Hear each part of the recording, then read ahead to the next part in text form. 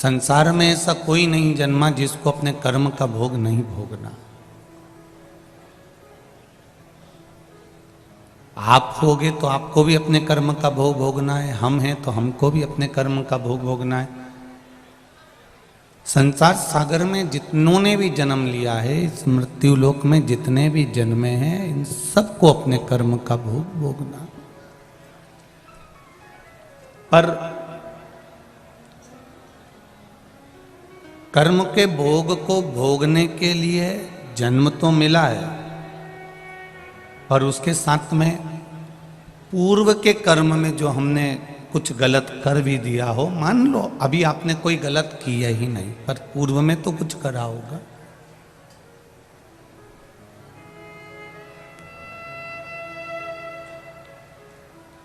और पूर्व के कर्म को संवारने के लिए, पूर्व के कर्म को सुधारने के लिए अभी जो समय मिला है, इस समय को हम भगवत भजन में लगाकर, स्मरण में लगाकर, कीर्तन में लगाकर, भगवत नाम में लगाकर इस समय को हम संवार सकते हैं।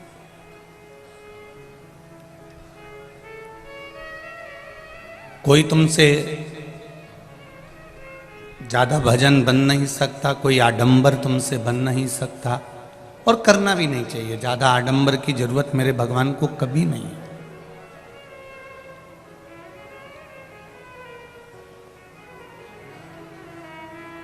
मेरे प्रभु ने कभी आडंबर को श्रेष्ठ माना ही नहीं।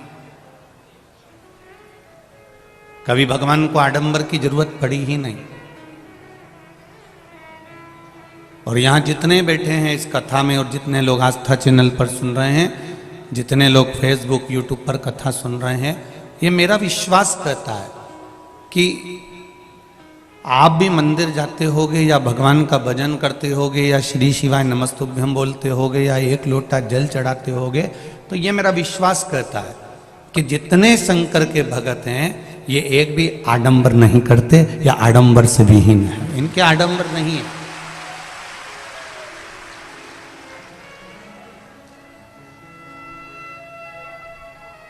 कई कई को तो जल चढ़ाना भी बस घर से लोटा उठाया, ले गई, शिव जी को चढ़ा दिया, उसमें प्रसन्न हो गए। एक बेलपत्र वहीं से उठाकर वहीं चढ़ा दी, धोकर प्रसन्न हो गए। अब इसमें कहीं आडंबर दिखता हो लोगों को तो बात दूसरी।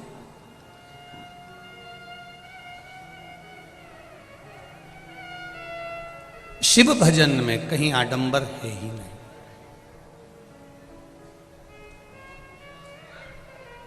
शंकर की आराधना में, मेरे भोलेनाथ जी की आराधना में कहीं आडंबर का क्रम है ही नहीं। मेरे कपड़ा बदलकर कोई संत नहीं बन सकता, कपड़ा बदलकर कोई साधु नहीं बन सकता, कपड़ा बदलकर कोई भक्त नहीं बन सकता, कपड़ा बदलकर कोई सन्यासी या तपस्वी नहीं बन सकता। कपड़ा बदलकर ना तो तुम संत बन सकते हो, ना साधु बन सकते हो, ना तपस्वी बन सकते हो, ना सन्यासी बन सकते हो, ना तुम साधना कर सकते हो। कपड़ा बदलकर ना तुम भक्त बन सकते हो। पर शिव महापुराण की कथा कहती है, कपड़ा बदलकर तुम भक्त भले नहीं बन सकते, पर कर्म बदलकर तुम भगवान के श्रेष्ठ भक्त जरूर बन सकते हो, यह निश्चित है।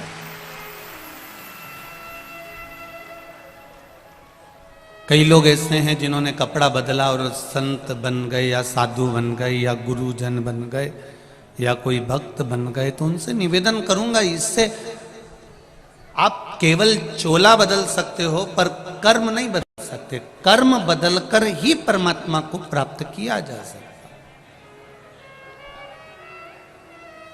कर्म बदलकर ही हम भगवान को प्राप्त कर सकते हैं।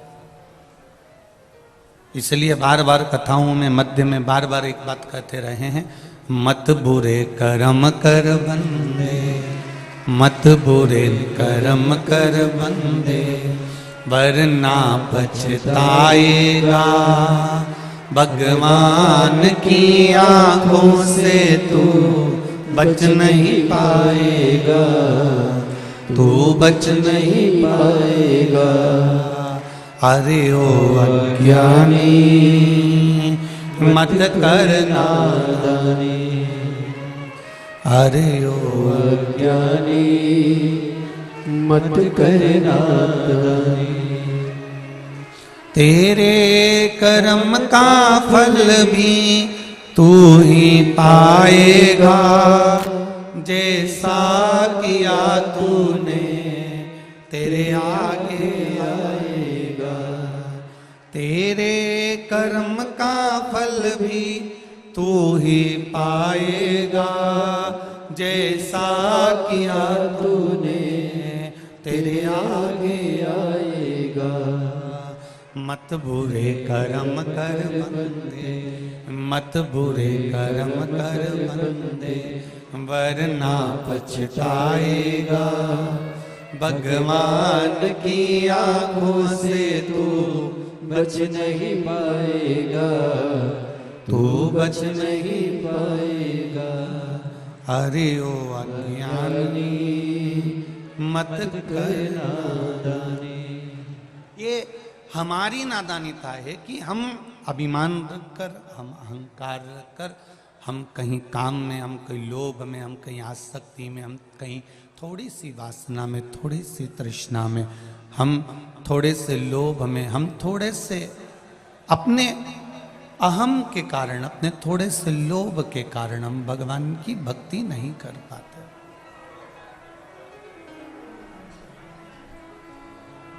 हम भगवान का भजन नहीं कर पाते, हम भगवान का स्मरण नहीं कर पाते।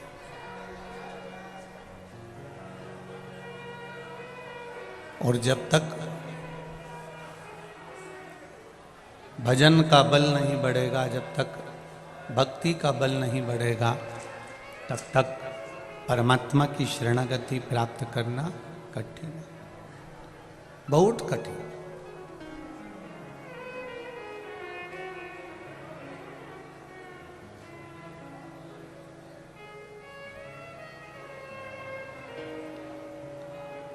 महाराज, कपड़ा बदलने से जरूरी, ज्यादा जरूरी है अपने कर्म को बदलना। जो हमने कपड़ा बदला है, जो हमने कपड़ा चेंज करा है, उससे ज्यादा हमको कर्म बदलना पड़ेगा।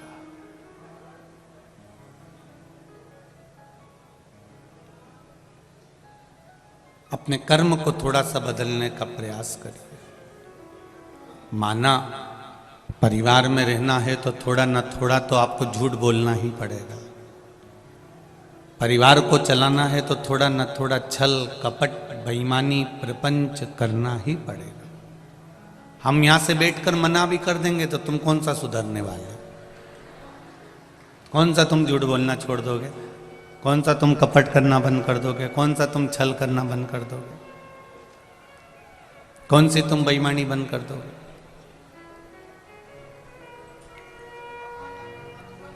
अभी वो एक बेटी श्रद्धा के साथ में दिल्ली में कुछ गलत हुआ, उसके 35 टुकड़े कर कर कोई व्यक्ति ने, जो जिसके साथ वो रहती थी, उसने फेंक दिया। अब उसके लिए बोलकर करोगे भी तो क्या करोगे? अब जरूरत उसके लिए बोलने की नहीं, अब जरूरत उसकी जरूरत है कि हमारे घर की बेटियां और बेटे ऐसे गलत काम ना उठा ले, उसको संभालने की जरूरत है।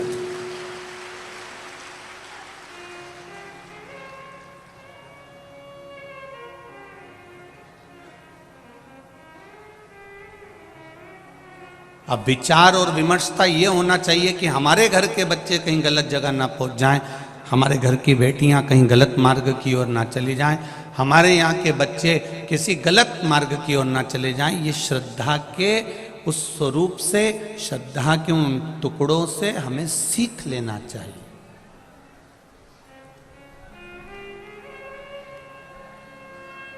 और ऐसा नहीं है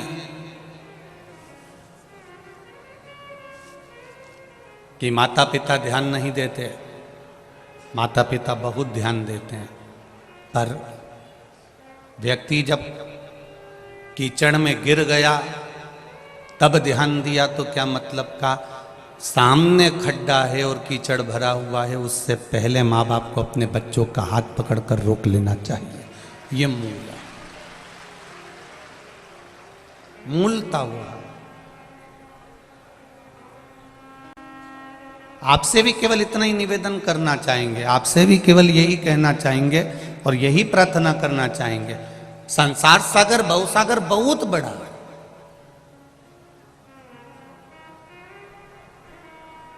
और इतने बड़े भवसागर में, इतने बड़े संसार सागर में सब कुछ भरा हुआ है। यहाँ पाप कर्म भी है, यहाँ काम भी है, यहाँ लोभ भी है, यहाँ अहंकार भी है, यहाँ तृष्णा भी है, यहाँ वासना भी है, सब कुछ है।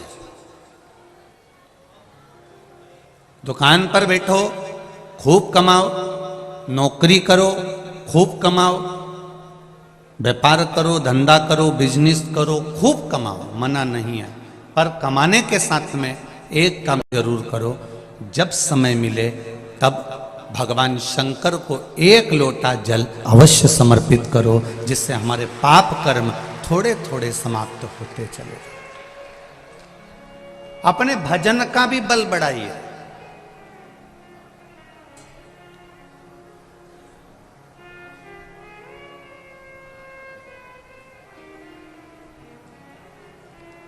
हमने अभी रायपुर की कथा में एक बात कही थी, आय बढ़ाने का साधन सबको ही बताएंगे आपको। आय बढ़ाने का तरीका हर एक व्यक्ति बताएगा आपको। आय बढ़ाने का साधन प्रत्येक व्यक्ति आपको बता देगा, पर उम्र बढ़ाने का साधन नहीं बता पाएगा कि हम किसका आशीर्वाद प्राप्त करें कि हमारी उम्र बढ़ जाए। वो भागवत या शिव पुराण या रामायण ही बता सकते। माता पिता के चरणों में बैठकर, गुरु के चरणों में बैठकर, घर के बुजुर्गों के चरणों में बैठकर जब हम बैठते हैं, उनका हाथ हमारे सिर पर पड़ता है तो उससे हमारी उम्र बढ़ती है। हमारे पास आय तो बढ़ रही है, पैसा तो बढ़ रहा है, पर उस पैसे का भोग करने के लिए हमारा शरीर भी तो स्वस्थ होना चाहिए। उस पैसे के भोग को करने के लिए मालूम पड़े तुम्हारे यहाँ फ्रिज तो आ गया, और फ्रिज का पानी जब भी पीती है और मालूम पड़े गला पे टांसिल पड़ जाए, गला बैठ जाए, तो फिर वो फ्रिज का पानी किस काम का? बोलो री जी हाँ सही है कि गलत है? ऐसा फ्रिज का पानी किस काम का? तुम्हारे पास में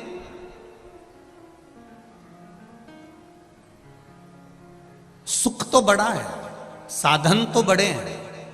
तुम्हारे पास में सुख और साधन तो बहुत हो गए, पर उसको भोग करने के लिए ये शरीर वैसा नहीं बन पा रहा कि इससे हम सुख भोग सकें, हम इससे आनंद भोग सकें। हमारा ये शरीर ऐसा नहीं बन पा रहा।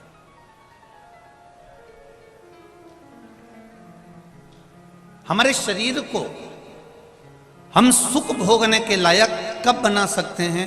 जब हम परमात्मा के चरणारविंद की रज प्राप्त करें, अपने माता पिता का आशीर्वाद प्राप्त करें, अपने घर के बुजुर्गों का आशीर्वाद प्राप्त करें, अपने गुरुजन का आशीर्वाद प्राप्त करें, तब जाकर हम इस शरीर के द्वारा थोड़ा सा सुख भोग सकते हैं।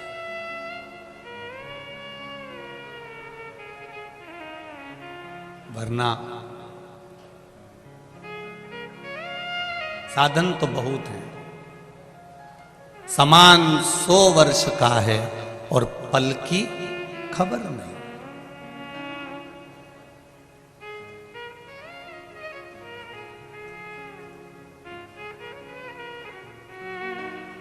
पल की खबर नहीं है। एक विद्वान से विद्वान भी, बहुत प्रबल भी ये नहीं बता सकता कि तुम्हारी मृत्यु, तुम्हारा जन्म कब लिखा है। केवल एक देव अधिदेव महादेव को मालूम है कि माता के गर्भ से जब तू जन्मा था, तेरी नाल कटी थी, गर्भ से जो माता के संबंध तेरे गर्भ से बने हुए थे, वो नाल कटने के बाद जैसे ही नाल कटी, बच्चे की नाल कटते से ही विधाता ने शंकर भगवान की आज्ञा मानकर उसके मरने की तारीख लिख दी, तिथि लिख दी, पल लिख दिया, घड़ी लिख दी, समय लिख दिया, नक्षत्र लिख दिया, स्थान लिख दिया कि इस स्थान पर इतनी बजे, इतनी घड़ी में, इतने पल में ये मरेगा। ये उसने निश्चित कर दिया।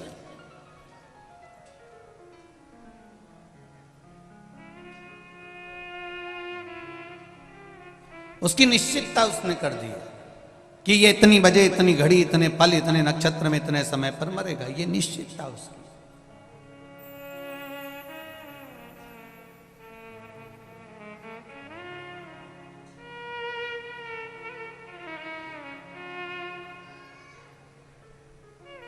कोई कहे हम इनका भाग्य देख लेते हैं, कोई कहता है हम इनके भविष्य देख लेते हैं, कोई कहता है हम इनका पूरा जीवन देख लेते हैं जरा सी देर में कि इनके भाग्य में क्या लिखा है, इनके भविष्य में क्या लिखा है।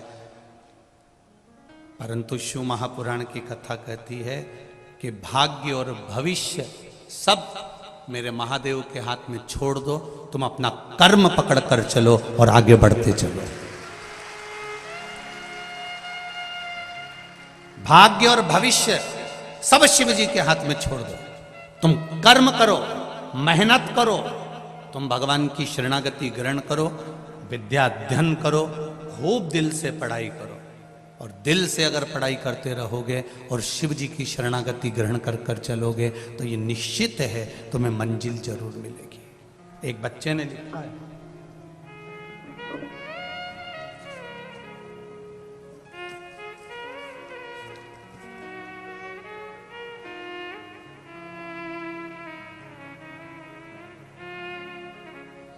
एक बच्चा लिख रहा है, मेरा नाम प्रीतम सक्सेना है, पुत्र प्रमोद सक्सेना। कहीं बैठे हो तो हाथ हिलाइएगा। प्रीतम जी आप ही हैं? श्री शिवाय नमस्तुभ्यम। दोनों हाथ ऐसे हिला दो। श्री शिवाय नमस्तुभ्यम। निवासी हूं कनकी कानपुर नगर में, BA MS का छात्र हूं। पिछले 2.5 वर्ष से आपसे जुड़ा हुआ हूं। पिछले 2 सेमेस्टर एग्जाम में मेरी बेक आ रही थी। मैं निराश होकर ये सोचने लगा था कि मैं पढ़ाई बीच में ही छोड़ दूं। फिर मैंने टीवी पर आपका बताया हुआ बेलपत्री वाला उपाय, जिसको बेलपत्र में शहद लगाकर शिव जी को लगाने वाला उपाय किया। परीक्षा वाले दिन मैंने मेहनत भी खूब करी, और ऐसा नहीं गुरुदेव कि मैंने पूर्व में मेहनत नहीं करी, वो भी मैंने बहुत करी। जाते समय मैंने बेलपत्री शहद लगाकर शिव जी पर चिपका कर जाना बताया था। मैंने आपके द्वारा बताए हुए अनुसार ही यह उपाय किया। उसका फल यह प्राप्त हुआ कि जिन विषय में एग्जाम पास नहीं हो पा रहा था, उसका रिजल्ट बाबा की कृपा से इसी सोमवार को 14 नवंबर को आया और मैं पास हो गया हूँ। बाबा को धोख लगाने आया।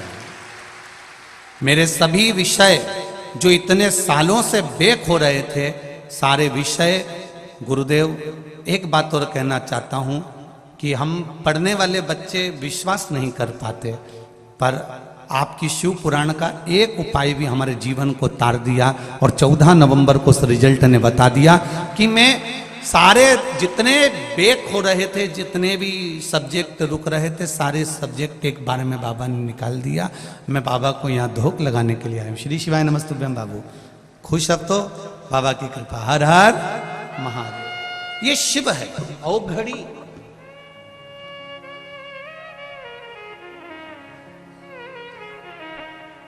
उसकी कृपा का हमें गुणगान करना। हम ये नहीं कहते कभी भी व्यासपीठ से कि आप कर्म करना छोड़ दो, आप पढ़ाई करना छोड़ दो, आप अपने कर्म की ओर ध्यान ना, खूब करो। तुम्हारी कैपेसिटी अगर इस शरीर की है 5 घंटा पढ़ाई करने की, तो 6 घंटा पढ़ाई करो। इस शरीर की अगर कैपेसिटी है कमाने के लिए दुकान पर 8 घंटा बैठने की, तो 9 घंटा बैठो, मना नहीं है। खूब कमाओ, दिल से कमाओ, दिल से मेहनत करो, पर उसके साथ में, मेहनत के साथ में थोड़ा सा शंकर भगवान का एक लोटा जल का नियम बना लो, जिससे हमारा पूर्व का भी जन्म, आने का भी जन्म सब संवरते चले जाए। 24 घंटा भजन नहीं करना है आपको। हम 24 घंटा भजन करने का आपको बोलेंगे भी नहीं, और आप करने वाले हो भी नहीं, इतने भी जोरदार नहीं हो कि 24 घंटा भजन कर लो। तो कहकर क्यों बात खराब करना आपको?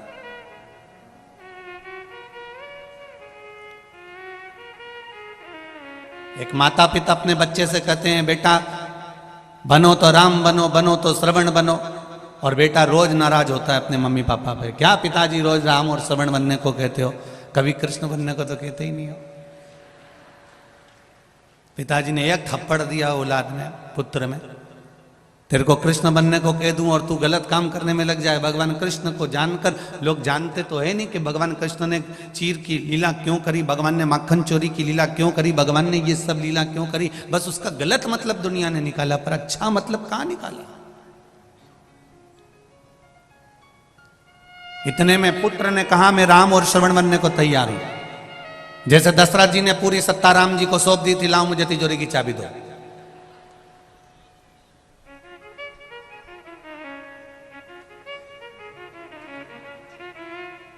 हम फिर कहें आपको, अपने बच्चों से यह मत कहो कि तुम उनके जैसे बनो। अपने बच्चों को इतना संस्कार दीजिए, इतना संस्कार दीजिए और इतना अच्छा बना दीजिए कि दुनिया के लोग कहें कि उनके बेटे जैसा बन जा। यह संस्कार होना चाहिए, यह ज्ञान होना चाहिए।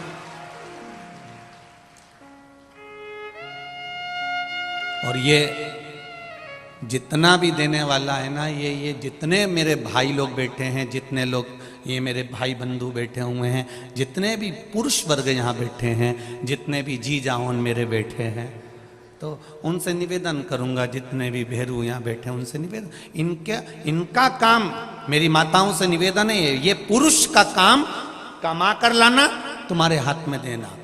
अच्छा कमाना, अच्छा खिलाना, अच्छा पहनाना, अच्छा खर्च करना, यह पति का काम होता है। पर बच्चों को अच्छा संस्कार देना, यह माता का काम होता है।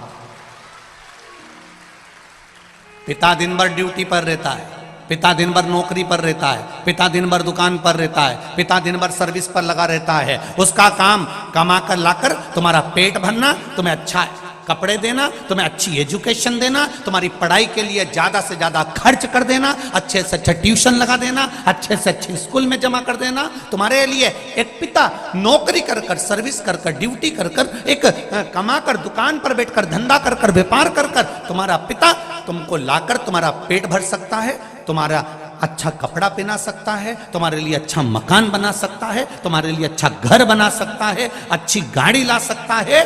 पर उस बच्चे को अच्छा संस्कार देना, नम्रता देना, पिता से सही तरह से बात करना केवल मां ही सिखा सकती है। वो माता का कर्म है कि माता उसको किस तरह से डील कर रही है, माता उसको किस तरह से सिखा रही है।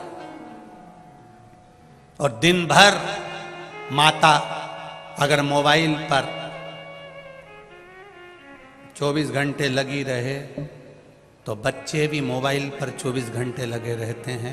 माता को मोबाइल चलाने का भी एक समय रख लेना चाहिए कि मैं रात को 1 घंटा 2 घंटा या सुबह चलाऊंगी, बच्चों पर ध्यान दूंगी। मेरे बच्चे कहाँ जा रहे हैं, क्या कर रहे हैं, बच्चों में क्या हो रहा है, उन बच्चों पर हमारा केंद्र होना चाहिए।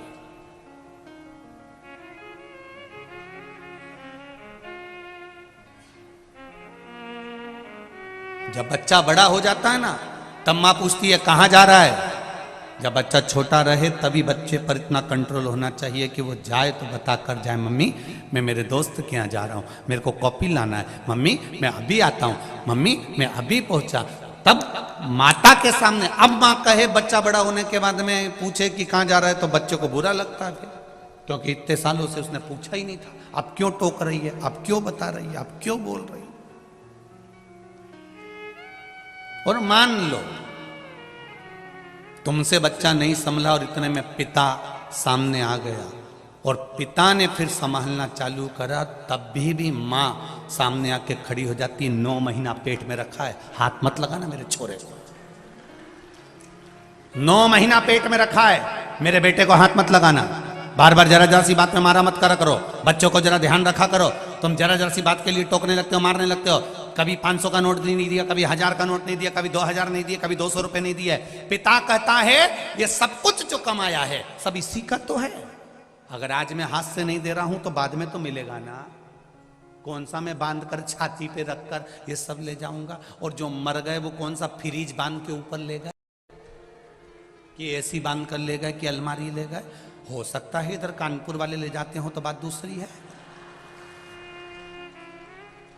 कौन मरने पर लेकर चले गया? सब छोड़ा तो यही है। और इतने लोग बैठे हैं, अगर बेटा नहीं भी पूछता है, बच्चे नहीं भी पूछते हैं, इसके बाद अगर कोई कह दे इनसे कि तुम्हारा बेटा तुमसे नहीं पूछता, तुम्हारी बहू तुम्हें नहीं पूछती, तुम्हारे रिश्तेदार तुमसे नहीं पूछते, तुम्हारे परिवार वाले तुम्हें नहीं पूछते, एक काम करो पूरी प्रॉपर्टी उठा के कहीं दान में दे दो, तो भी नहीं देगा।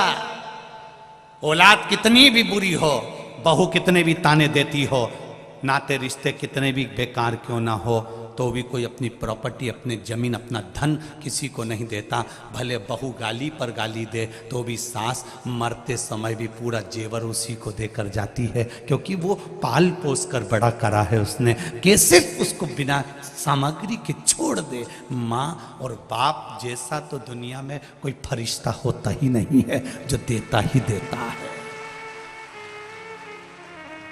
माता और पिता जैसा कोई संसार में फरिश्ता नहीं हो सकता। दुनिया में सबसे पहला अगर कोई परमात्मा है, दुनिया में सबसे पहला अगर कोई भगवान है, दुनिया में सबसे प्रथम अगर कोई परमात्मा है, तो वो मेरे माता पिता हैं, आपके माता पिता हैं, जिन्होंने कुछ आपसे लिया नहीं है, आपको जिंदगी भर दिया ही दिया है। रात भर जगती है, तुम्हारे ऊपर कम्बल उड़ाती रहती है, रात भर रोती है जब तुमको एक इंजेक्शन लग जाता है, तुम्हारे शरीर में कष्ट हो जाता है, तुम्हारी पढ़ाई के लिए, अच्छी एजुकेशन के लिए, तुम्हारी विद्या के लिए वो मायके तक नहीं जाती कि इसकी एग्जाम चल रही है, इसकी पढ़ाई चल रही है, मैं नहीं जाऊंगी, अभी इसको पढ़ाऊंगी और इसका एग्जाम है। वो अपना जीवन खुद खा रही है। इतने में बच्चे ने कह दिया मम्मी क्या खा रही हो, मुझे दो। एक ग्रास मुंह में गया था, इतने में पूरी प्लेट अपने बच्चे के हाथ में दे देती है। वो दुनिया में कोई दूसरा नहीं, परमात्मा ही हो सकता,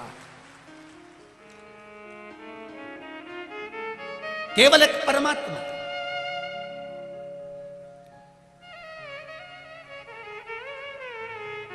बस उनको किस समय पर किस चीज की जरूरत है, उस समय पर हमको अनुमोदन होना चाहिए।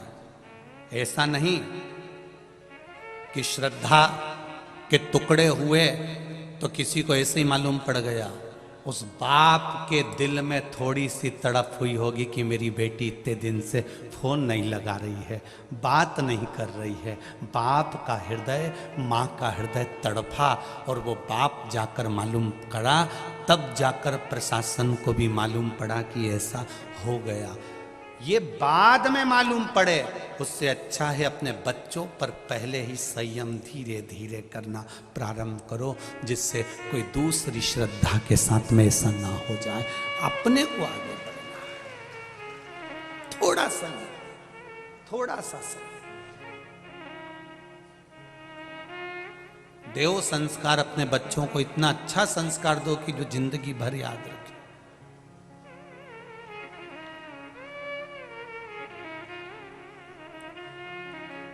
मीरा भी अच्छी थी, कर्मा भी अच्छी थी, ध्रुव जी भी अच्छे थे, प्रहलाद भी अच्छे थे,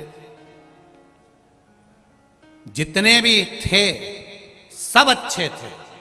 पर संसार के लोगों को अच्छे लोग पसंद कब आते हैं? अच्छे लोग पसंद कब आते हैं? जब हम चले जाते हैं। अब लोग मीराबाई को पूज रहे, अब लोग अब लोग प्रहलाद को, नामदेव जी को, नरसिंह मेहता को, तुकाराम जी को अब पूछ रहे हैं, जब वो चले गए।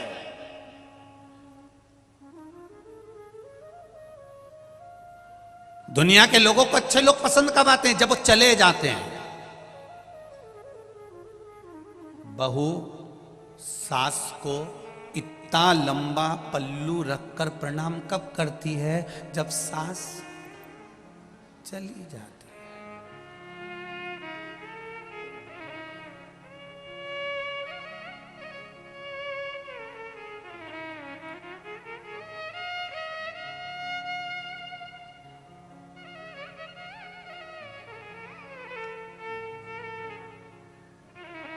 हम जिस कानपुर के आप और हम निवासी रहे हैं, इस कानपुर की प्रथा रही हुई है पुरानी कि माताएं अगर घर से बाहर भी निकलती थी ना, तो एक तन पर अलग से एक सफेद कपड़ा या कोई लुगड़ा ओढ़ कर मुख तक ढाक कर तब निकलती थी।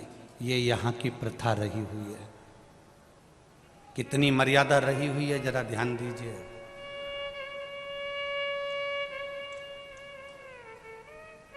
और आज भी वो मर्यादा यहाँ दिख रही है।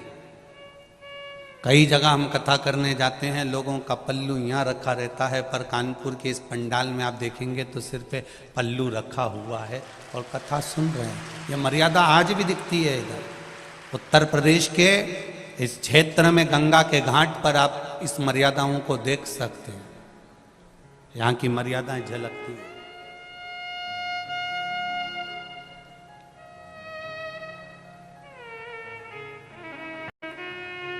होना चाहिए थोड़ा सा।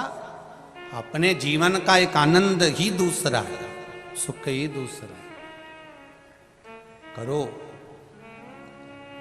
बहुता में हम बहुत नहीं कहते आप लोगों से कि आप बहुत कंट्रोल में रहें, हम तो इतना कहते हैं। वो कोई कह रहा था आज के गुरुजी कि आज कोई कह रहा था वहीं पर सुबह सुबह के टाइम पर, गुरुजी अभी तो शिव पुराण की लहर चल रही है। एक तरफा सियोर वाला महाराज की शिव पुराण की लहर चल रही है। हमने कहा भाई लोगों को गलत फहमी है, ये शिव पुराण की लहर नहीं है, ये शिव पुराण की मेहर है। ये लहर नहीं है। जो आज बच्चे बच्चे शंकर जी के मंदिर में जा रहे हैं, एक लोटा जल चढ़ा रहे हैं। घर के बहू और बेटा भी एक शिव जी के मंदिर में जाते हैं। और मेरी माताएं भी अपने पति से भी कहती हैं कि एक लोटा जल चढ़ाना, फिर चले जाना दुकान। और कई पुरुषों को हमने देखा है दुकान जाते समय बोतल में पानी भरा हुआ है तो बोतल का पानी ही शिव जी को चढ़ाते हुए निकलते हुए चले जाते हैं। ये लहर नहीं है, ये मेहर है शंकर भगवान की। ये शिव जी ने आशीर्वाद दिया है शिव महापुराण के रूप में। ये भोलेनाथ जी ने तुम्हारा हस्त कमल पकड़ा है इस शिव पुराण के रूप में। ये शिव कृपा है, ये शंकर की उदारता, ये शंकर की दया है, ये करुणा है।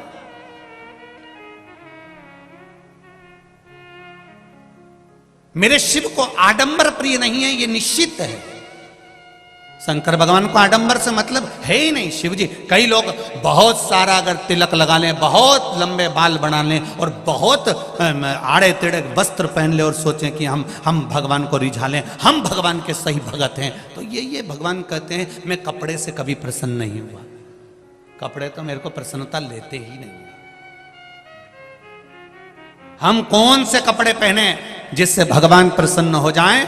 शिव पुराण कहती है कपड़ा बदलने की जरूरत नहीं, कलेजा बदलने की जरूरत है, भगवान प्रसन्न हो जाएंगे। अब दिल तो बदलो, मन तो बदल ही नहीं पा रहे हो, चित्त तो बदल ही नहीं पा रहे हो, आपकी एकाग्रता तो बदल नहीं पा रहे हो, आप भगवान की शरणागति तो ग्रहण नहीं कर पा रहे हो और कहते हो मैं परमात्मा को पाना चाहता हूं, मैं भगवान को अपना बनाना चाहता हूं। कई ऐसे लोग आते हैं जो हमसे भी कहते हैं भगवान तो तुम्हारा दिखता ही नहीं है।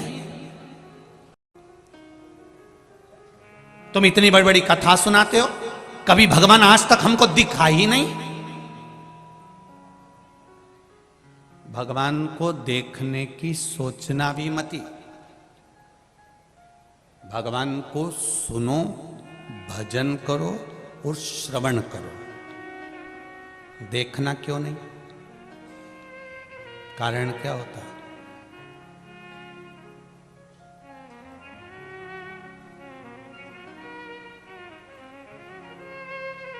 जिस छोरी से शादी होने वाली रहती है ना, छोरा उनकी, और जिस छोरी की शादी छोराओं से होने वाली होती है, पहले मन में कितनी उमंगता होती है कि एक बार मैं इसको देखूं, एक बार देखूं, एक बार देखूं।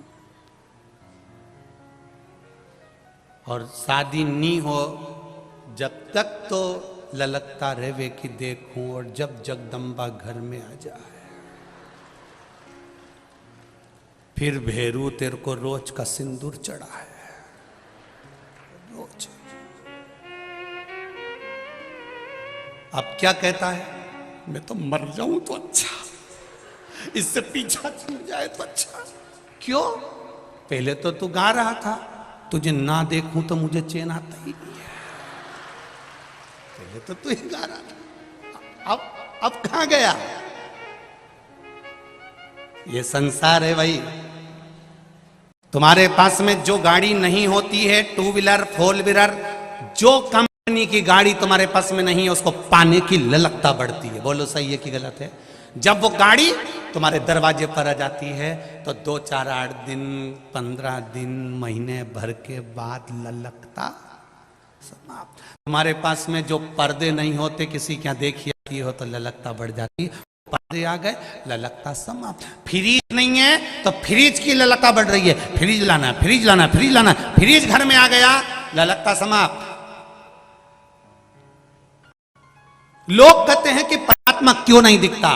शिव महापुराण की कथा कहती है इसीलिए नहीं दिखता क्योंकि वो तुम्हारी ललकता समाप्त नहीं करना चाहता। वो चाहता है तुम्हारा भजन चलता रहे, वो चाहता है तुम्हारा स्मरण चलता रहे, वो चाहता है तुम 1 लोटा जल चढ़ाते रहो, वो चाहता है तुम भजन करते रहो, वो चाहता है तुम कीर्तन करते रहो, वो चाहता है तुम राम कृष्ण का स्मरण करते रहो, वो चाहता है तुम शिव मंदिर जाते रहो। अगर एक बार उसने आकर दर्शन दे दिया तो तुम दूसरी बार फिर पाने की ललकता नहीं करोगे। फिर तुम सोचोगे मुझे तो भगवान मिल गया, मुझे तो भगवान मिल गया। लंकाधिपति रावण इसी अहंकार में फूल गया था कि मेरे पास सोने की लंका है, मेरे पास भोलेनाथ जी हैं, मेरे पास सोने की लंका है, मैंने सबको बंदी बना कर रखा है, मेरे पास सारे देवता हैं, मैंने नवग्रह को अपने हाथ से बंधन में बना कर रखा है, इंद्र को तो मैं कोने में रखता हूं, वरुण गरुण सबको मैं कोने में रखता हूं। ये रावण का अभिमान चरम सीमा तक पहुंच चुका था। इसलिए परमात्मा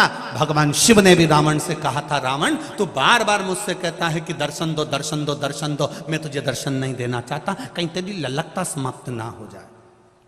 मैं तुम्हें हाथ पर उठा लूंगा अगर दर्शन नहीं दोगे तो शिव को दर्शन देना पड़ा। जब दर्शन दे दिया तब रावण सबसे कहता रहा, मैंने शंकर को अपने हाथों पर उठा लिया, शिव जी ने आकर मुझे दर्शन दिया, शंकर मेरे सामने आ गए, ललकता समाप्त हो गई। रावण का अभिमान ऊपर हो गया, अहंकार बढ़ गया, अभिमान बढ़ा और रावण समाप्त हो गया। आप भी ध्यान रखना, कोई तुमसे कहे तुम्हारा भगवान तो दिखता ही नहीं है, जबरदस्ती सियोर वाला महाराज लगा रहता है, 1 लोटा पानी चढ़ा, लोटा भर पानी चढ़ा, भगवान दिखे तो मतलब। आज के नवयुवक लड़के कहते हैं, नवयुवक बेटा बेटी कहते हैं, हम कॉलेज पढ़ने वाले, हम सीए करने वाले, हम इंजीनियर, हम डॉक्टर बनने वाले, हम आईएएस की पढ़ाई करने वाले, हम भगवान को नहीं मानते। कहाँ है भगवान? भगवान को सामने लाकर खड़ा करो तो उनको समझा देना भगवान भजने के लिए है, भगवान श्रवण करने के लिए है, पर भगवान देखने के लिए इसलिए नहीं है क्योंकि तुम्हारे भीतर की ललकता ना समाप्त हो। सोने के हार की ललकता जब तक रहती है जब तक वो बने नहीं, हाथ की पाटली की ललकता जब तक रहती है जब तक वो तुम्हारे हाथ में ना आ जाए। सुनार की दुकान पर अंगूठी देखोगे तो ललकता पड़ेगी, पर वो अंगूठी खरीद कर लिया है तो ललकता समाप्त, हार मिल गया तो ललकता समाप्त। जब तक घर नहीं मिलेगा, भगवान मेरा बड़ा मकान बना दो, मेरा बड़ा घर कर दो, जब तक घर नहीं बनेगा तब तक ललकता लगी रहेगी, 4 मंजिल का बनाऊंगी, 4 मंजिल का बनाऊंगी। बन गया, उसके बाद कई मंजिलों के मकान के अंदर तो धूल धम्मास इतनी हो रही, जाले पड़ रहे, कोई साफ नहीं कर रहा क्योंकि ललकता समाप्त। पहले मन में सोचती थी एक बार अच्छा मकान बन जाए तो मेरे कपड़े ऊपर सूख जाएंगे, चने की दाल ऊपर सूख जाएगी, तुअर की दाल ऊपर सूख जाएगी, अरहर की दाल ऊपर सुखा दूंगी। अब भगवान ने 4 मंजिल का मकान दे दिया। एक बार 5 किलो दाल लेके ऊपर गई थी,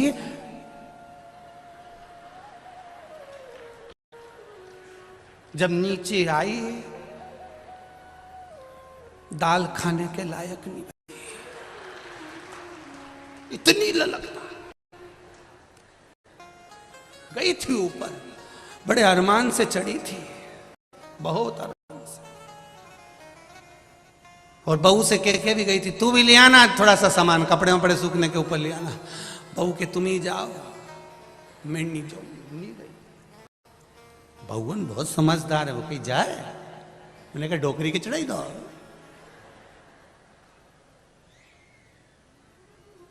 अब बहू नीचे से कह रही है मम्मी आ जाओ, बहू नीचे से आवाज लग रही मम्मी चाय पीने आ जाओ। सास कह रही है ही लिया, बहू की नहीं जाऊंगी, नहीं जाऊंगी, नहीं गई वो ऊपर। फिर शाम को धीरे धीरे सास दो दो चार चार सीढ़ी नीचे उतर के आई। उन्हें कहा तूने हमारी चाय लाके नहीं दी है, मुझसे चढ़ा नहीं जाए। फिर सास चिल्लाई कि मैं बुढ़िया होके इतनी ऊपर चढ़ गई तो उससे चढ़ा नहीं जाए। तो बहू कह दे मम्मी तुमने देसी घी खाया है।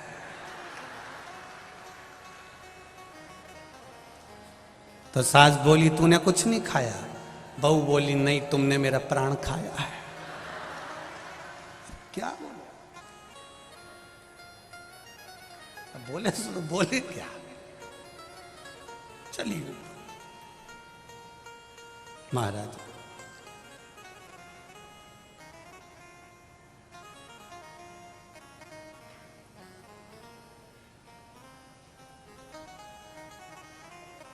रखो अपने जीवन में, भगवान दिखेगा नहीं और अपन को उसको देखने की लालसा भी नहीं होनी चाहिए।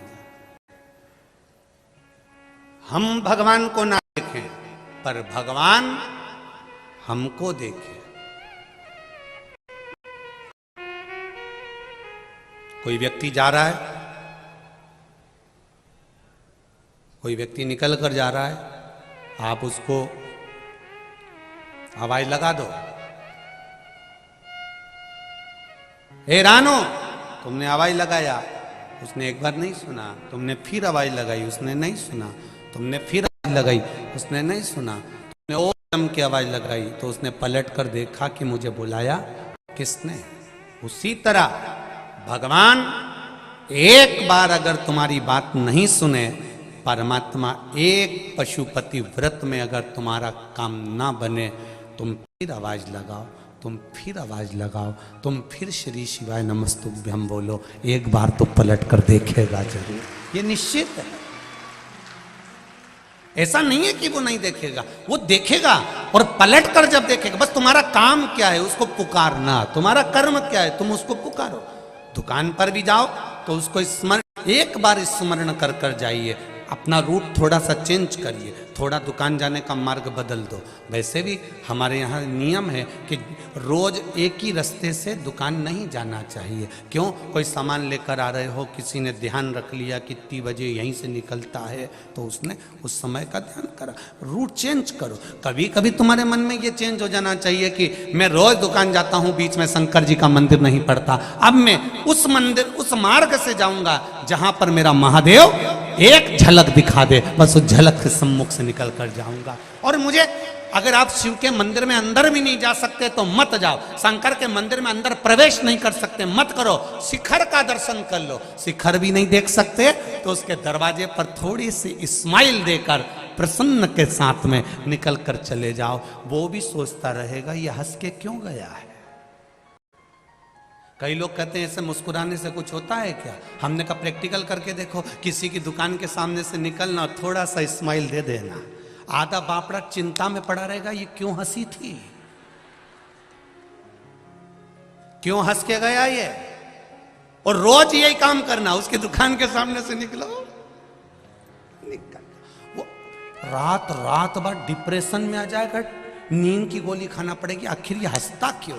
मेरी दुकान के सामने आएगा और हंसेगा, मेरे सामने आएगा और हंसेगी, आखिर कारण क्या है? भगवान के मंदिर के सामने से निकलो तो भी मुसद्दी लाल जैसे मुंह उतार के मत जाना, प्रसन्न में जाना। तो पार्वती भी शिव जी से कहेगी रोज तुम्हारे मंदिर के सामने से मुस्कुरा कर जाता है, इसको बहुत दुख है, इसके बाद भी ये प्रसन्न दिखता है, बहुत कर्जे में डूबा है, बहुत टेंशन में है, बहुत तकलीफ में है, इसके बाद भी क्यों मुस्कुराता है? शंकर जी कहते हैं कोई बात नहीं, सब दूर रोता रहे पर मेरे सामने तो मुस्कुराया है। पार्वती इसके खाते में खुशी दे दे, मुस्कुराहट दे दे, जा दे,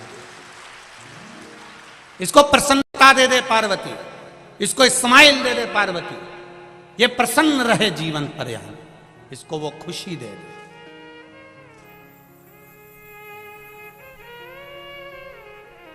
एक पत्र आया है,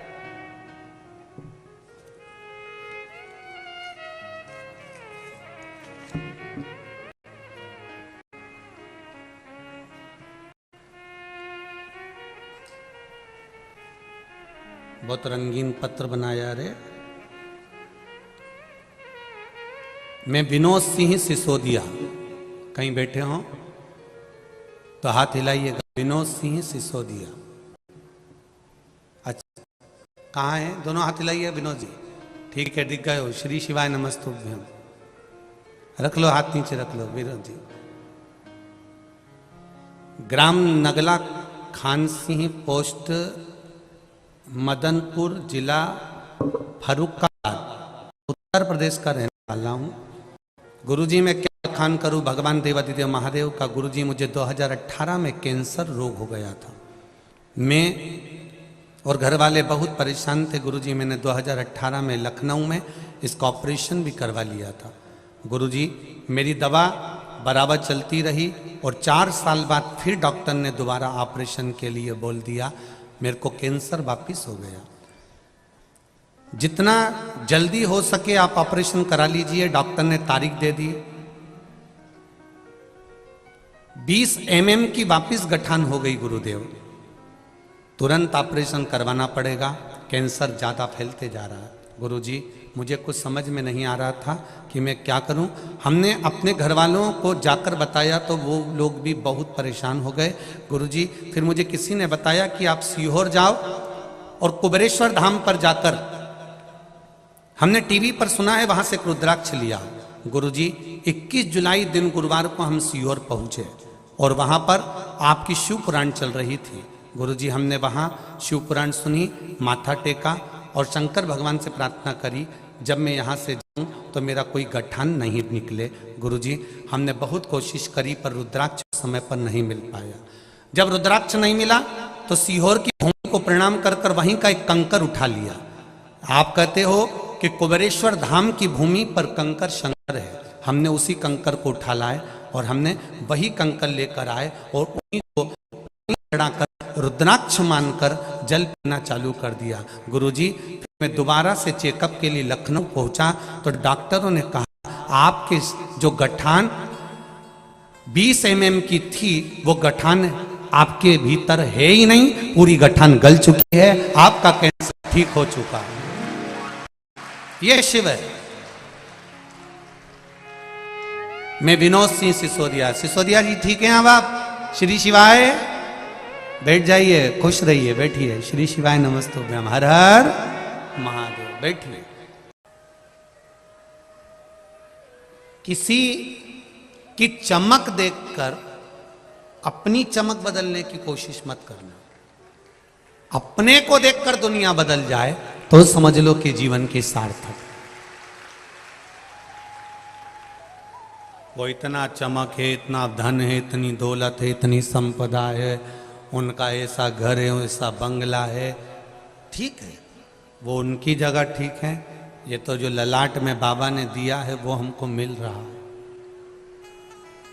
जो दिया मेरे भोलेनाथ ने वो कम नहीं दिया।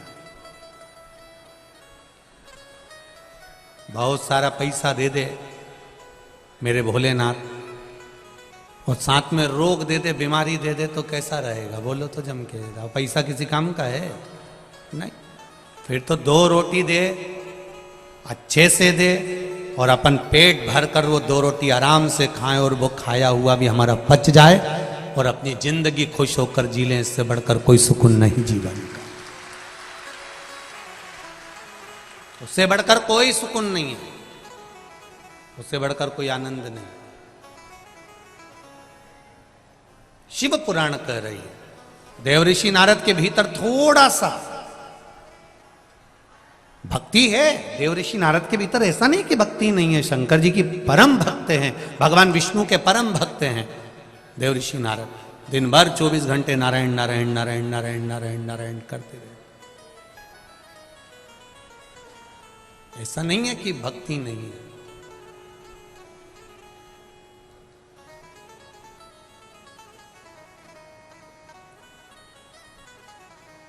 देवऋषि नारद के भीतर भक्ति तो है, भगवान विष्णु की भक्ति है, पर देवऋषि नारद को यह ज्ञात नहीं है कि भक्ति करो, मना नहीं है, पर किसी को नीचा दिखाने का प्रयास मत करो। भजन करने की मना नहीं है, पर किसी को नीचा दिखाकर अगर आप भजन कर रहे हो तो उसका कोई महत्व नहीं।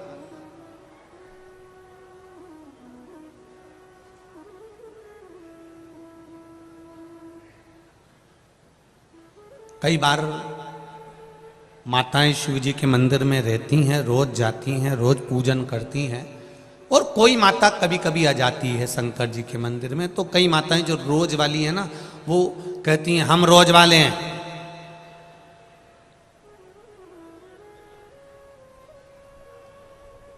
पहले हम पूजन करेंगे। ठीक है, जो कभी कभी आ रहा है, रोज वाले को निवेदन है कि ये तो केवल थोड़ा सा समय निकालकर, वो भी ना जाने किसने किया होगा, तब जाकर ये मंदिर पहुंचा होगा। तो तू पहले जल चढ़ा ले, इसके बाद अपन चढ़ा लेंगे, जा, कोई बात नहीं।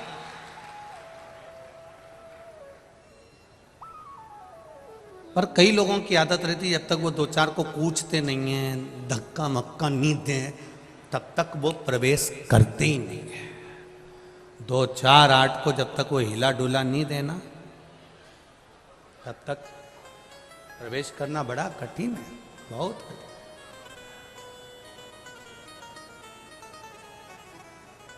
महाराज देवऋषि नारद के भीतर भगवान नारायण की भक्ति तो थी, पर देवऋषि नारद ने एक बार मन में सोचा कि बताओ, भगवान शंकर तप में लीन थे और कामदेव ने उनकी समाधि तोड़ दी।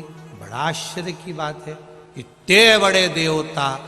बार बार लोग कहते हैं कि ब्रह्मा जी के पिता हैं भगवान विष्णु और भगवान विष्णु के पिता हैं भगवान शंकर।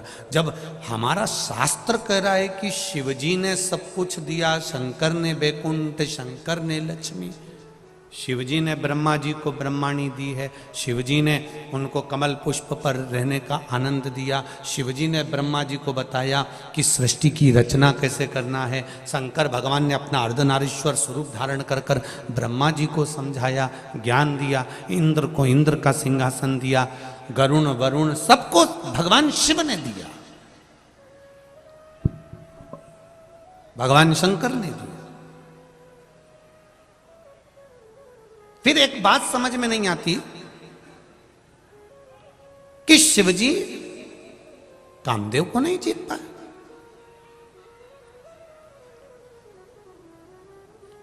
फिर समझ लेना मेरी जीजियां जितनी बैठी हैं, इस कल्याणपुर कानपुर में जो कथा चल रही है, और जितने लोग आस्था चैनल पर सुन रहे हैं, जितने फेसबुक पर सुन रहे हैं, और जितने यहां सुन रहे हैं, और जितने बाउंड्री के बाहर सुन रहे हैं, आप लोग भी जरा ध्यान से सुनना।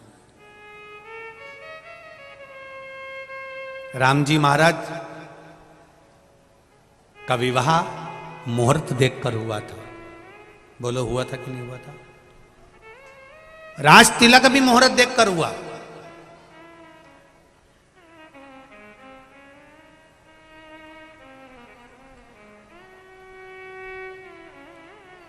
सती मैया का विवाह भगवान शंकर के साथ हुआ,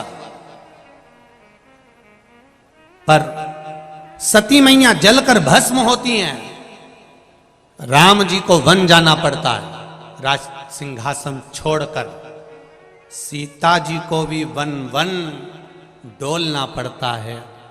तो किसी ने एक प्रश्न किया कि ये क्यों हुआ, आखिर कारण क्या है, किस कारण से? स्वयं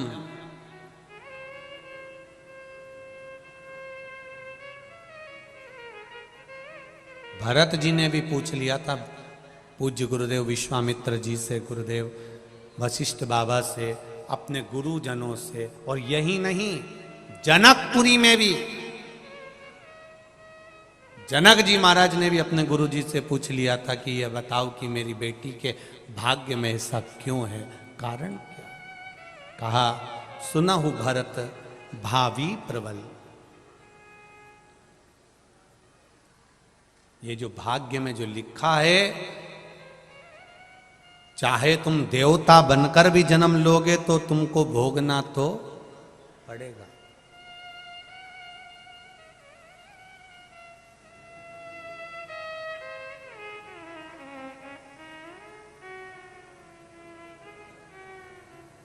भोगना तो पड़ेगा, ये निश्चित है।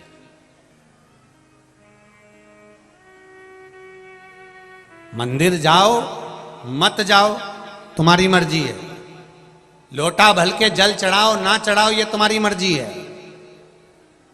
भजन करो ना करो ये तुम्हारी मर्जी है।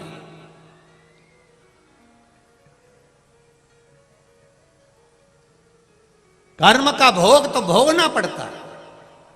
मेरे राम जी महाराज ने छुपकर बाली को मारा था, तो कृष्ण अवतार में बाली ने छुपकर भगवान कृष्ण को बाण मारा था।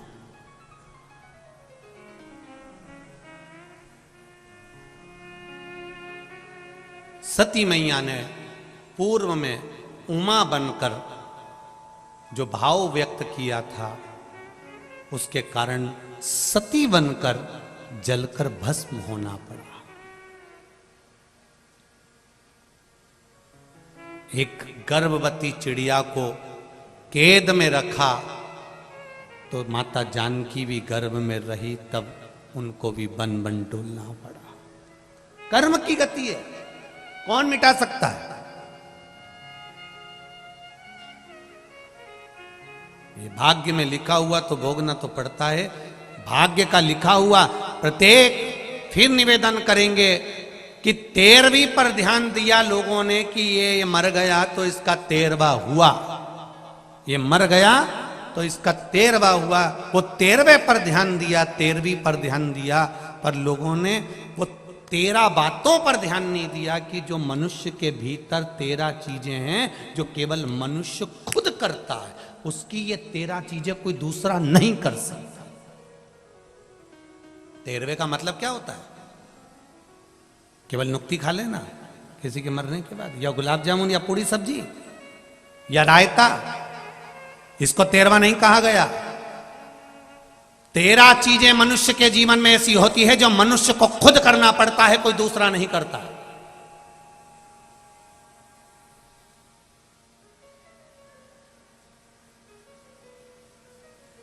इसलिए मरने के बाद 13वें का महत्व आता है, इसलिए मरने के बाद 12वें का महत्व आता है।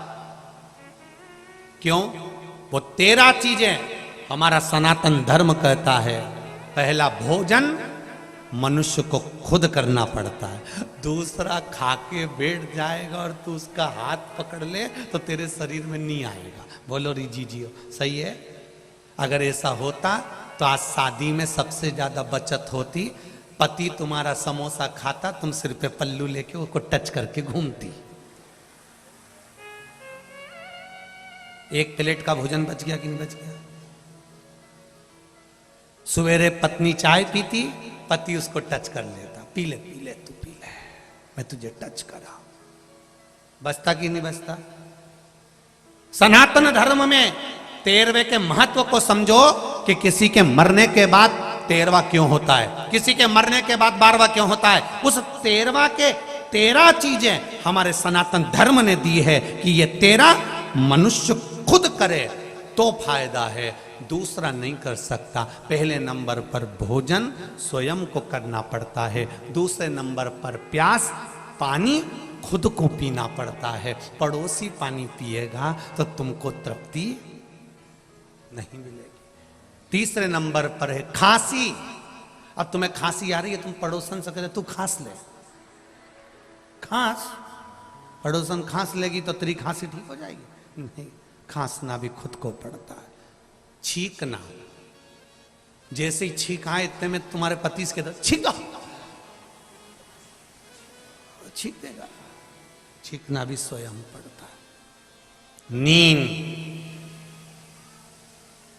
तुम्हारे बत्तल का कोई दूसरा सो भी जाएगा ना तो तुम्हें लाभ नहीं मिलेगा। नींद भी स्वयं को ही लेना पड़ेगा, स्वयं को नींद लेना स्वयं।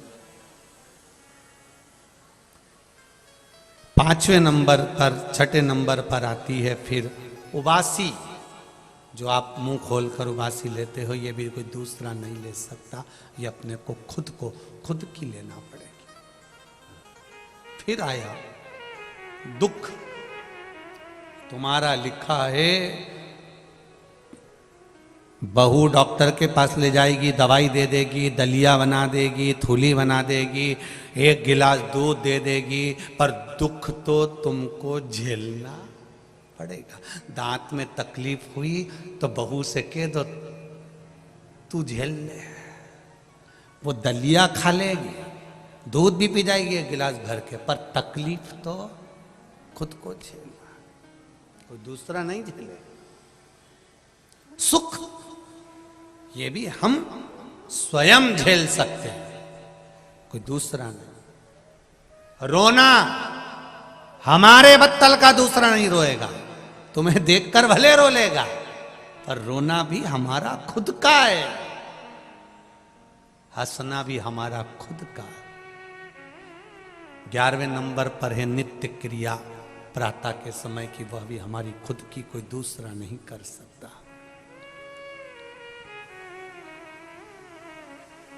फिर है पीड़ा सहन करना, अपनी पीड़ा को अपन स्वयं सह सकते हैं, कोई दूसरा नहीं सह सकता। आप कह दो, आप किसी को बोल सकते हो मुझे ये पीड़ा हो रही है, आप किसी को कह सकते हो मुझे ये दुख है, मुझे ये तकलीफ है, मुझे ये कष्ट है, पर पीड़ा सहना आपको ही पड़ेगी, कोई दूसरा नहीं सह सकता।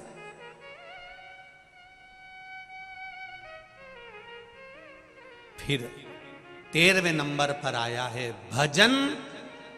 आपका भजन आपको खुद करना पड़ेगा, कोई दूसरा नहीं कर सकता, आपके हिस्से का आपको ही करना। ये 13 मनुष्य के कर्म हैं जो मनुष्य को खुद करना पड़ते हैं, कोई दूसरा नहीं करता। जब मनुष्य ये 13 में से 12 जैसे आपने अपने लिए करा है, उसी तरह 13वें नंबर का भजन भी आपको खुद को अपने लिए करना पड़ेगा। कोई कह दे कि साहब वो दादाजी मर गए और उनके निमित्त से हमने पंडित जी को भोजन कराया, पंडित जी भोजन कर लेंगे, मना नहीं है, पंडित जी को भोजन करने में मना नहीं, ब्राह्मण भोजन कर लेगा, मना नहीं है, पर निवेदन है,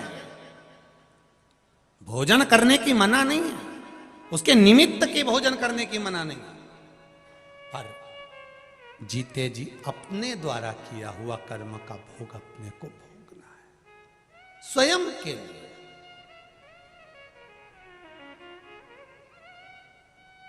13वें नंबर का है भजन, जो स्वयं को करना पड़ेगा, स्वयं के लिए। एक बहन जी ने लिखा है,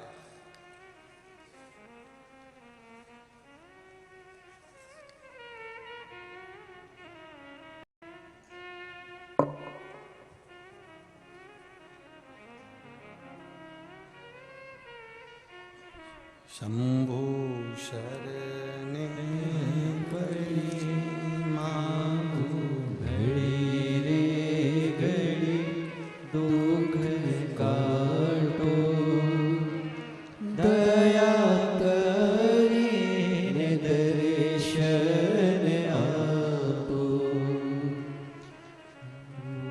शरण पड़ी मांगो घड़ी रे घड़ी दुख काटो, दया करीने दर्शन आपो। पत्र में लिखा है, मेरा नाम निहारिका अग्निहोत्री है और मैं लखनऊ की रहने वाली हूँ। निहारिका जी आप ही, दोनों हाथ हिला दो एक बार, श्री शिवाय नमस्तुभ्यम, दोनों हाथ ऊपर करके हिला दो एक बार, हर हर, ऐसे हिलाओ, ऐसे, हर हर महादेव। मेरा नाम निहारिका अग्निहोत्री है और मैं लखनऊ की रहने वाली हूँ गुरुजी। मेरी माँ कैंसर जैसी बीमारी से पिछले 10 सालों से पीड़ित है, जिसकी वजह से उनको कान की हड्डी गलने लगी है, जिसका कोई डॉक्टर से इलाज करवाया, सबने ऑपरेशन की सलाह दे दी। ऑपरेशन की बात सुनकर हम सब चिंतित हो गए। माता की उम्र 60 वर्ष है और उनका स्वास्थ्य ठीक नहीं रहता।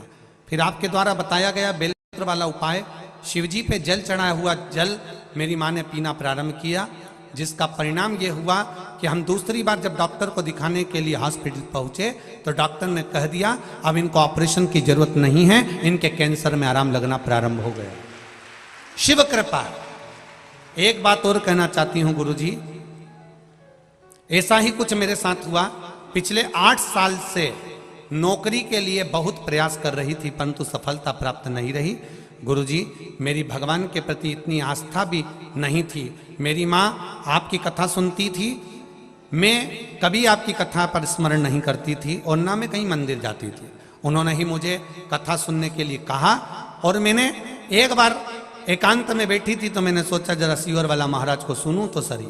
आपके द्वारा कही हुई कथा को मैंने सुनना प्रारंभ करा, मुझ पर थोड़ा सा प्रभाव पड़ा और मैं अंदर ही अंदर भोले बाबा से प्रार्थना करने लगी। मंदिर जाने में थोड़ी शर्म सी आती थी, नहीं जाती थी, पर शिव जी को दिल से मानने लगी। कथा सुनकर आस्था जगी और मैंने प्रतिदिन भोले बाबा पर फिर मन करा। पहली बार लोटा उठाया, पानी लेकर शिव जी के मंदिर गई और बाबा से प्रार्थना कर कर आई। सियोर वाला महाराज कहता है जो मांगो वो मिलता है, 3 महीने में आप देते हो, ऐसा मैंने सुना है। बाबा को कहकर 1 लोटा पानी चढ़ाया। मेरी नौकरी के लिए मैं बहुत सालों से अप्लाई कर रही हूं पर मेरी नौकरी नहीं लगी है। बाबा आप कुछ कृपा करो, मेरी गवर्नमेंट जॉब लगे, ऐसी कृपा कर दीजिए। 3 महीने हुए गुरुजी, तीसरे महीने का आखिरी लोटा जल में शिव जी को चढ़ा रही थी और बाबा ने मुझे पुलिस विभाग में नौकरी प्रदान कर दी। मैं बाबा को धोख लगाने के लिए आई। ये शिव है, बैठिए बहन। श्री शिवाय नमस्तुभ्यम। शंकर की उदारता, शिव की करुणा यही कहती है। आप हृदय से, चित्त से, मन से उसको रिझाओ, उससे कहो। आपकी भक्ति, आपका विश्वास। एक मां, किसी ने पत्र लिखा है, 16 साल के बाद संतान हुई है। कहां बैठी है वो? पत्र ढूंढना पड़ेगा मेरे को, आप हाथ हिला दो।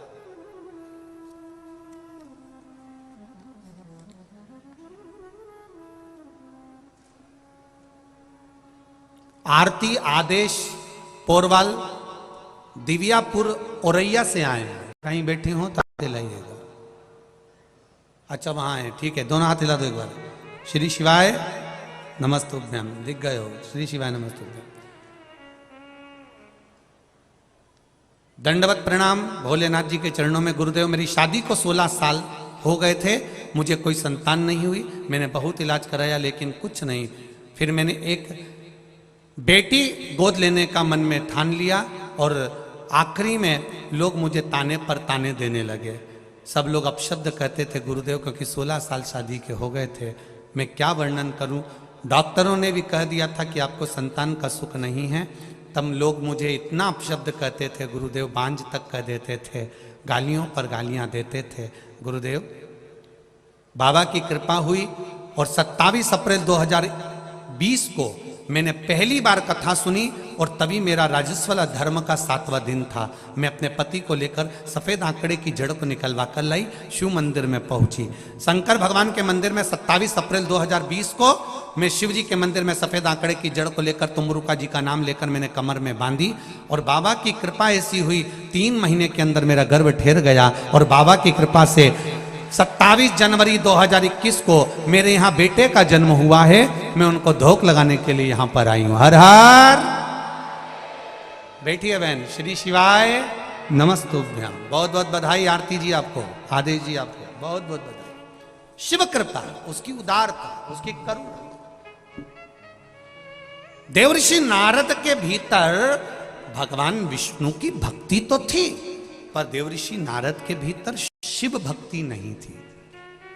उन्होंने कहा, बताओ देवर्षि नारद मन में सोचते हैं न काम को जीत नहीं पाए, काम से हार गए, कामदेव ने इनकी समाधि तोड़ दी। थोड़ा सा अहम भक्ति का प्रकट हो गया, थोड़ा सा है।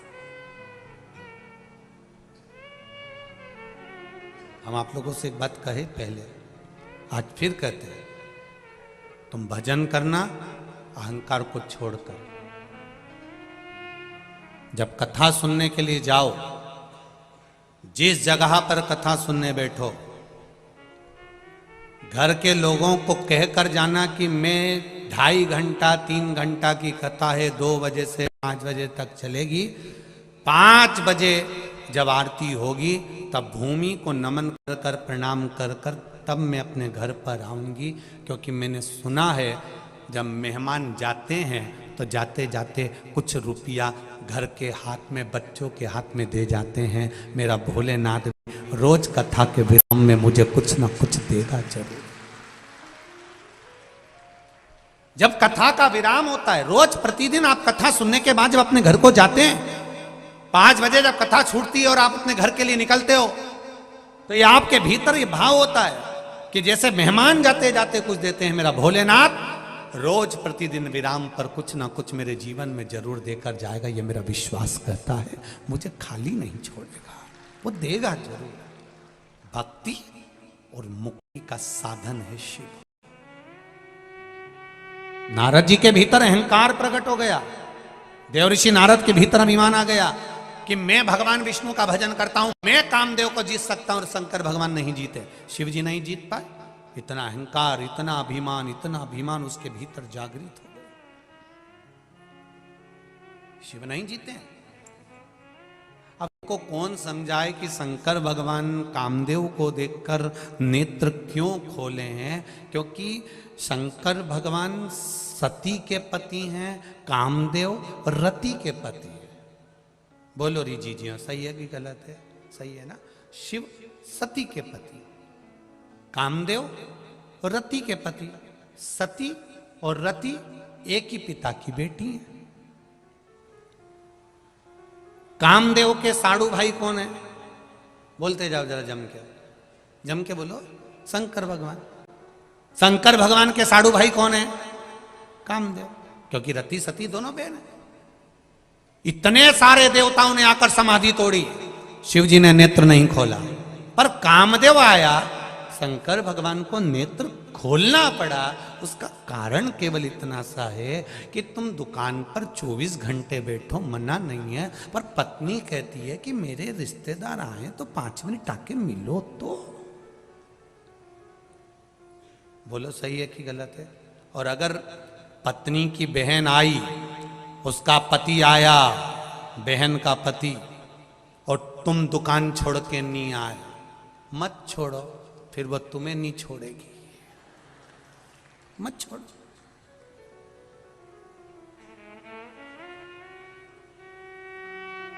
कामदेव कौन है? सती मैया की बहन के पति। अभी तक जो आए थे वो शंकर जी के रिश्तेदार नहीं थे, पर अब जो आया है कामदेव, वो शिव का साड़ू भाई आया, भगवान शंकर के रिश्तेदार है। और अब रिश्तेदार आए तो कुछ ना कुछ 2 मिनट तो बात तो करना पड़ेगा ना, कि कोई आया है तो। नारद जी को कौन समझाए? क्योंकि नारद तेरी शादी नहीं हुई, अगर तेरी शादी हो जाती तब समझ में आता कि रिश्तेदारी कैसे निभाई जाती है। हमसे पूछो कि रिश्तेदारी कैसे निभाई जाए। शंकर भगवान ने नेत्र इसलिए खोले क्योंकि सामने कामदेव खड़ा था, अपना रिश्तेदार खड़ा है, तो कम से कम हेलो हाय तो करना ही पड़ेगा, थोड़ा राम राम श्याम श्याम तो करना पड़ेगा।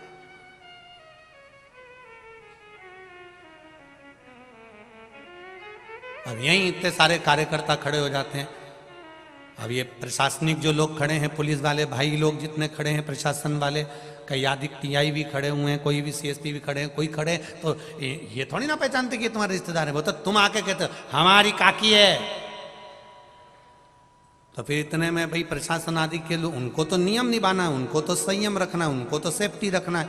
और केवल एक अकेले की सेफ्टी नहीं, आप सबका ध्यान उनको रखना है। तो उनको तो समझना पड़ेगा ना कि भाई कोई भी आए, कथा के पहले आओ या कथा के बाद आओ। पहले कैसे आ गए तुम? बीच में क्यों उपद्रव मचा रहे हो? क्यों चिल्ला रहे हो? तो ये शक्ति तो इनको रखना पड़ेगी, भले तुम कार्यकर्ता क्यों ना हो। उनको थोड़ा नियम धर्म तो संयम तो रखना पड़ेगा। एक पत्र लिखा एक जी ने कि गुरुजी वो बहुत दूर गाड़ियां रुक रही है और हम यहाँ तक पैदल आ रहे हैं, तो मेरा जीजियों से निवेदन है, कौन मना कर रहा है कि तुम पैदल आओ? समिति वालों से कहो 4 ई-रिक्शा चलाओ, वहां से बूढ़ों को लेकर यहां तक आओ, उसमें कौन सी दिक्कत है? पर प्रशासन अगर रोक रही है बाहर, इसलिए रोक रही कि घटना ना घटे, ट्रैफिक जाम ना हो, कष्ट ना हो। और आप तो फिर भी ठीक हो जो केवल कॉलोनी से यहां तक अंदर आ रही हो, और जगह कथा होती है तो 4 से 5 किलोमीटर तक लोग सिर पे बैग रख रख कर पैदल चलते चलते शिव महापुराण तक पहुंचते हैं। ये तो फिर भी यहाँ की प्रशासन को धन्यवाद दूंगा मैं, पुलिस प्रशासन को, जिन्होंने सही तरह से इसको साध रखा। मना नहीं है, थोड़ा सा नियम अपने को भी बनाना पड़ेगा, थोड़ा अपने को भी साधना पड़ेगा, तब तो कार्यक्रम सफल होगा। मम्मी क्यों डांटती है बच्चों को, नीचे बैठ, बच्चों को क्यों डांटती है? जो बच्चा बिगड़े ना, काम ना बिगाड़े, तो कुछ गलती ना हो। उसी तरह अपने को, चाहे समिति हो चाहे प्रशासन हो, सबको साथ लेकर इस कार्य को पूर्ण करना है आनंद के साथ। और बहुत मैं समिति को भी कहूंगा और प्रशासन को भी कहूंगा, बहुत अच्छे श्रोता बहन भाई कथा सुनने आ रहे, एकदम साइलेंट रहकर कथा सुनते हैं, धन्य है। जब हम यहाँ आ रहे थे कानपुर तो किसी ने कहा था वहां तो बहुत कथा होती है, लोग अपनी मस्ती में लगे रहते, कहीं कथा माथा कोई नहीं सुनता। हम उनको दिखाना चाहते हैं, एक बार आकर देखो कानपुर की इस पावन धरा पर कल्याणपुर में जितनी मेरी माताएं बैठी हैं, जितने पुरुष बैठे हैं, इनके भीतर का भाव देखिए कि किस दिल से कथा सुन रहे हैं, किस मन से कथा सुन रहे हैं, एकदम साइलेंट रहकर। कहने वाला कुछ भी कहे, दिखता है तो लगता है। मैं आप जितने भी श्रोता भाई बहन बैठे हैं उनको नमन करता हूं, आपके चरणों को। बहुत सुंदर भाव से आप कथा का रसतत्व ग्रहण कर रहे हैं। और यहाँ की जो मीडिया है, पत्रकार बंधु हैं, उनको भी धन्यवाद देना चाहूँगा कि आपकी कलम बहुत सुंदर सुंदर चरित्र अखबारों में लिख रही है। आपको नमन, सोशल मीडिया को भी और जितनी मीडिया है सबको नमन। आपका प्रेम झलक रहा है आपकी कलम के माध्यम से।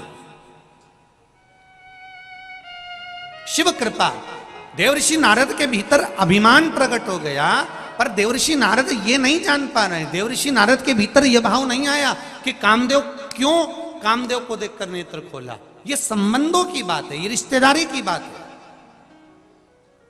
ये कई संबंध ऐसे होते हैं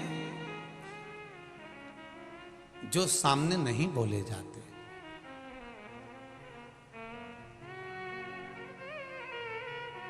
सगे भाई से भी लड़ाई हो जाती है ना, सगे भाई से भी अगर विवाद हो जाता है तो भी जब उसके घर में कोई कार्यक्रम होता है तो भाई के यहाँ पर भी दिल में उमंग तो उत्पन्न होती है कि मेरे भाई के यहाँ लड़की की शादी है, अच्छा काम है, उसका बेटी का ब्याह हो रहा है।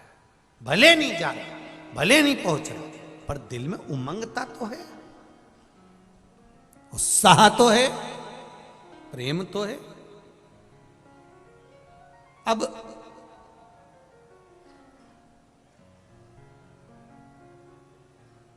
देवऋषि नारद के भीतर अभिमान आ गया तो देवऋषि नारद ने शिवजी को नीचा दिखाने के लिए समाधि लीन हो गए, तप करने लगे। सब ने समाधि को डिगाया, नहीं डिगे। अंत में कामदेव आया, कामदेव भी देवऋषि नारद को नहीं जीत पाए। तब देवऋषि नारद ने कामदेव को जीत लिया, और जीत लिया तब सबसे पहले देवऋषि नारद शंकर भगवान के पास में गए, क्योंकि ये काम को नहीं जीत पाए थे।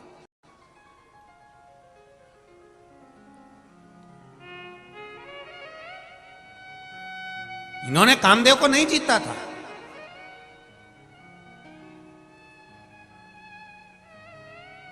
आप उन्नति की सीढ़ी पर आगे बढ़ रहे हो, आप उन्नति की सीढ़ी पर अग्रण्य बढ़ रहे हो, मना नहीं, खूब बढ़ो,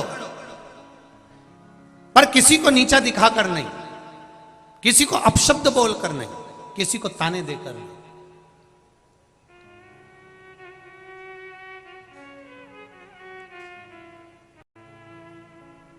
एक शिव भक्त की एक बात आती है जिसका नाम था शिवदास।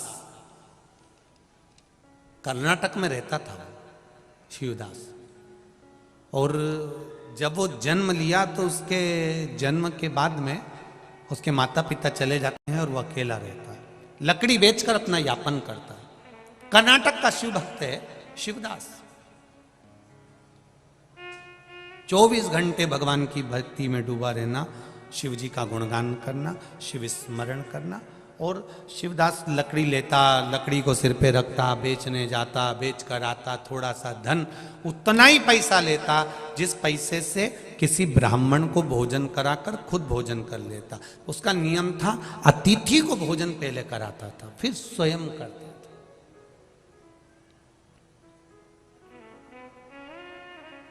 ये हमारे यहाँ की रीति रही है पहले से।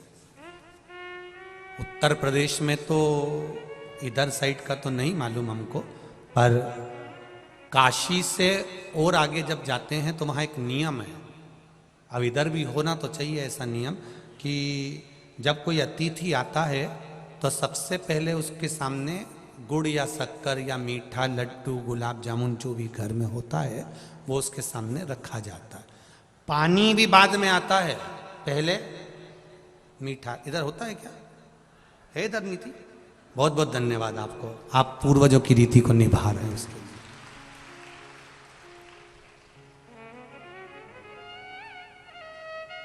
मिठाई पहले लाकर रखी जाती है, किसके सामने? जो अतिथि आया उसके सामने। और जरूरी नहीं है कि आप लड्डू रखिए, जरूरी नहीं है कि 56 भोग रखिए, जरूरी नहीं कि आप बहुत सारा पकवान रख दीजिए। जरूरी यह है कि जो आया है उसका मुख झूठा हो जाए, और जो लड्डू या शक्कर या गुड़ रखा है वो प्लेट झूठी हो जाए। प्लेट झूठी होने से क्या होगा?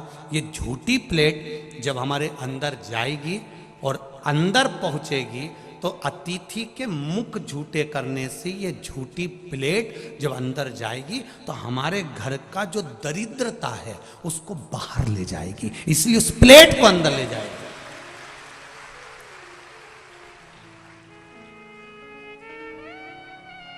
ये झूठी प्लेट हमारे अंदर चले जाए, जो झूठी प्लेट अंदर की ओर जाए तो ये हमारे घर की दरिद्रता को, घर की दरिद्रता कब समाप्त होती है? जब हमारे यहाँ कोई अतिथि आता है, मेहमान आता है और वो हमारे यहाँ रुकता है, भोजन करता है या मुख झूठा करता है, पानी पीता है और जाता है। उसका झूठा पात्र जितनी घड़ी, जितने पल, जितने समय हमारे घर में रखा रहता है उतने समय वो घर की दरिद्रता को दूर भगा देता है। इसलिए हमारे उत्तर प्रदेश का नियम है कि मुख झूठा कराना और प्लेट को अंदर ले जाना, ये हमारे यहाँ की रीति बनी हुई है।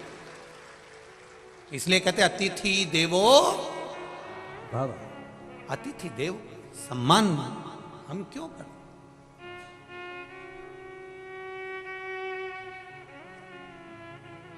दरिद्रता को दूर भगाना। अब कितना अंतर है जरा ध्यान रखना। खुद के झूठे बर्तन 2 घंटे 4 घंटे तुम्हारे यहां पड़े हैं तो दरिद्रता प्रवेश कर रही है। जरा अच्छे से सुन लेना रे उत्तर प्रदेश वाले, कानपुर वाले, थोड़ा ध्यान लगाकर सुनना। और जितने लोग आस्था चैनल पर सुन रहे हैं, जितने फेसबुक यूट्यूब पर सुन रहे हैं वो भी सुन लीजिएगा। खुद के झूठे बर्तन घर के अंदर 4 घंटा 5 घंटा पड़े हैं तो दरिद्रता को निमंत्रण दे रहे हैं, दरिद्रता को घर में बुला रहे हैं। और अतिथि का झूठा बर्तन घर में पड़ा है तो दरिद्रता को बाहर भगा रहे हैं। जरा समझ लीजिए अच्छे से।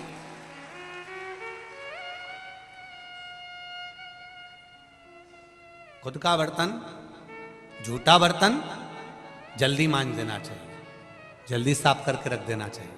बर्तन वाली नहीं भी आई ना और बर्तन पड़ा हुआ है ना, बर्तन मांजने वाली नहीं आई है, तो घर की बहू बेटी का यह फर्ज बनता है कि झूठे बर्तन पर आधा बाल्टी पानी लेकर, 2 डब्बा पानी लेकर, 1 भगोनी पानी लेकर सारे झूठे बर्तन पर पानी छीट दो। पर झूठे बर्तन पर पानी होना जरूरी है। भले बर्तन वाली आएगी, वो 4 घंटे बाद आए, 8 घंटे बाद आए, वो बर्तन मांज देगी, पर उस बर्तन पर पानी पड़ जाना चाहिए। क्यों? घर में 1 रुपया आएगा, 1.25 रुपया खर्च होगा।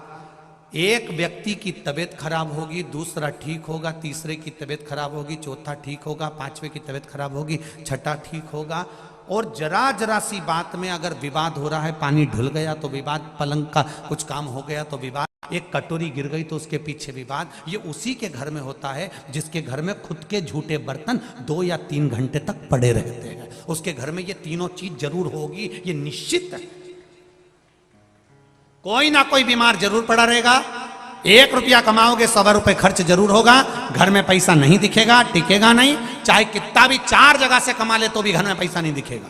और तीसरे नंबर पर घर में जरा जरा सी बात में खटर पटर होगी। समझ लो कि तुम्हारे झूठे बर्तन तुम्हारे घर में 3 घंटा या 2 घंटा या 2.5 घंटे से ज्यादा पड़ा हुआ है, तो उसका एक ही साधन हो सकता है, झूठे बर्तन पर घर में से 1 जग पानी भरो और भले बर्तन वाली 6 घंटे बाद आए, मना नहीं, पर झूठे बर्तन पर थोड़ा पानी छीट दो। उससे क्या होगा, आपकी तरफ से वो झूठन को समाप्त कर दिया गया है, फिर आपको वो दोष नहीं लगता, ये निश्चित है, फिर दोष नहीं लगेगा। फिर वो बर्तन वाली 4 घंटे में आए, 6 घंटे में आए, 8 घंटे में आए, कोई दिक्कत। पर हमने पानी पिया, पटक दिया, हमने खाया, पटक दिया, पोया खाया, पटक दिया, चम्मच पटक दिया, गिलास पटक दिया।